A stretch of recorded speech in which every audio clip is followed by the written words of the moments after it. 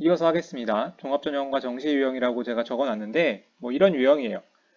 그러니까 내신도 잘해요. 비교과도 잘해놨죠. 모의고사 잘 나와요. 근데 이제 다 모든 게 1등이면 고민할 게 없겠죠? 근데 살짝 다 부족한 경우예요. 그러니까 1등은 아니고 1점대 한 중반. 그 다음에 모의고사도 다 올 1등급은 아니고 한 2가 몇 개 섞여 있고. 그냥 비교과도 뭐 완벽하게 뭐 잘하는 건 아닌데 충실하게 채워온 이런 학생들은 이제 어떻게 해야 되냐? 일단은 저는 이게 기본이라고 생각해요. 그러니까 수능 이후 전형에 있는 학교들을 선택을 해서, 그러니까 면접을 보든 논술을 보든 뭘 하든 웬만한 건 수능 이후에 보는 학교들을 선택하시는 게 좋아요. 이제 연대 면접형은 좀 예외가 되겠죠? 그건 수능 이전에 하니까. 어, 연대 되면 연대 가면 되니까요. 예, 근데 이제 웬만하면, 어, 애매하게 자기 정시 점수보다 낮은 학교를 지원했는데 서류 100자를 넣어가지고 수능 잘 봤는데 납치되는 일이 없도록. 납치되는 일이 거의 없다고는 하는데 이런 케이스들 중에서 납치되는 경우들이 가끔씩 나와요. 네, 그러니까 네, 납치되는 일이 없도록 준비하시고요. 그 다음에 이제 수능 이전에 마찬가지죠. 수능 이전에 전형하는 학교는 가급적 피하는 게 좋겠죠. 그 다음에 지금 문과 학생들 경우에는 6개 대학이 서울연고대 안에서 다 안 떨어질 거예요. 그래서 이제 그런 경우에는 음, 뭐 안 쓰고 넘어가고 싶다 이렇게 생각할 수도 있는데 그냥 일단 그런 서강대 2차 종합이나 네? 아니면은 저기 경희대 네오르네상스 같은 거 있잖아요. 그런 거 하나쯤 걸어두세요. 수능 잘 보면 안 가면 되잖아요. 면접 준비, 혹시나 자기가 서울대 1차를 붙을 걸 생각해서 서울대 2차 면접 준비를 막 미리 하는 학생들이 가끔씩 있는데, 그냥 결과가 어떻게 될지도 모르고, 그죠? 그 다음에 수능 점수가 아직 안 나왔는데 이것저것 할 수도 없잖아요. 수능이 잘 나오면은 굳이 뭐, 붙고 떨어지고를, 수시 붙고 떨어지고를 걱정할 일이 없잖아요. 그러니까 일단 수능에 집중하는 걸로 생각하시고, 면접 준비는 수능 이후에 하셔도 충분히 할 수 있습니다. 네.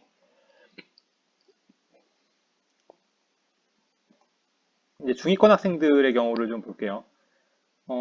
종합전형 정시 유형인데, 모의고사가 좀 잘 나오고 나머지가 좀 약한 유형이에요. 저기 머리가 좋은데, 이제 평소에 내신을 안 해가지고 내신은 좀 약한데 모의고사는 잘 나오는 그런 유형이죠. 그래서 내신도 뭐 그렇게 잘 나오는 것도 아니고 비교과도 딱히 많이 안 해가지고 네, 뭘 해야 될지 잘 모르는 네, 그런 학생들인데, 일단은 최저 학력 기준에 있는 학교들을 우선으로 고려하시는 게 좋겠죠. 뭐 고려대, 부산대, 이화여대, 홍익대 이런 데가 있고요. 그 다음에 뭐 마찬가지로 정시 준비를 위해서 수능 이전에 전형한 학교들은 피하는 게 좋겠죠. 수능까지 망해버리면 갈 수 있는 학교의 폭이 확 줄어들겠죠. 그래서 종합전형이 막 6개를 쓰기가 힘들잖아요. 이런 학생들은 내신도 잘 안 나오고 비교과도 없으니까 막 머리서 될지 모르고 막 그렇잖아요.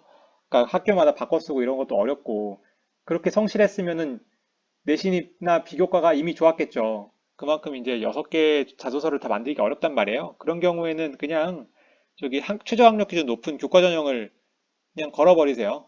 아니면은 교과 전형 쓰기에 너무 교과 전형 쓰기에 너무 내신이 낮다라고 하면 논술 전형을 한두 개 정도 쓰는 것도 나쁘지 않아요. 이런 경우에는 논술 전형 높은 거 있잖아요. 최저 높은 거 있잖아요. 그런 거 써가지고 곁들여 지원을 하시면 조금 체력을 안배시킬 수가 있다라고 생각할 수가 있겠습니다.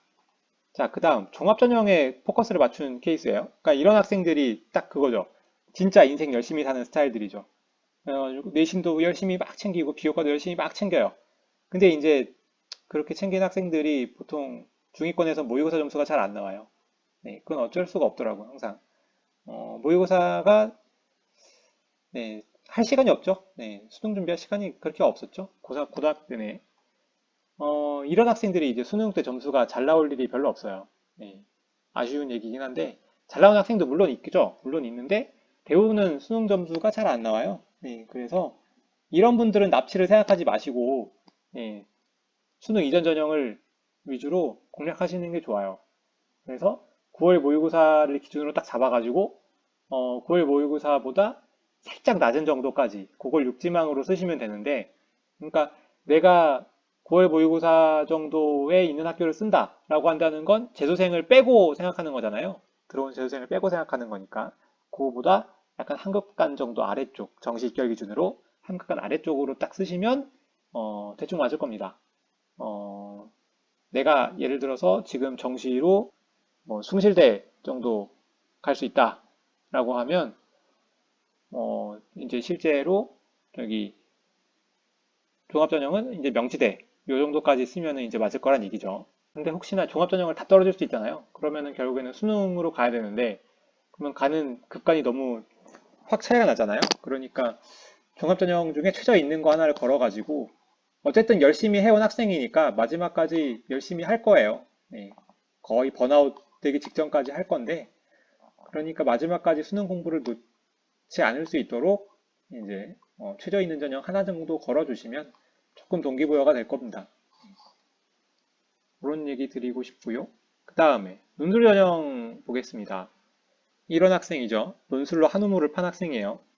요즘에는 이런 학생 별로 없어요. 논술이 고대 논술 없어지고 하면서 확실히 TO가 좀 줄고 논술 전형 준비한 학생들도 예전보다는 성적이 많이 떨어진 게 좀 눈에 보여요.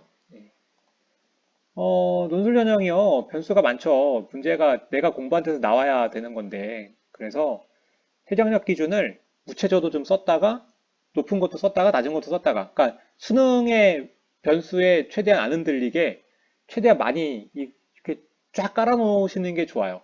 그래서 최저를 골고루 섞지 않으면 수능 망하면은 처음부터 뭐 저기 논술을 안 보러 가는 경우가 생길 수 있어요. 논술 안 봐도 되는 경우가 생길 수 있어요. 예. 그러니까 무최저 있는 학교들 중에도 괜찮은 학교들 꽤 있거든요. 한양대도 최저 없고 연대도 최저 없죠. 예.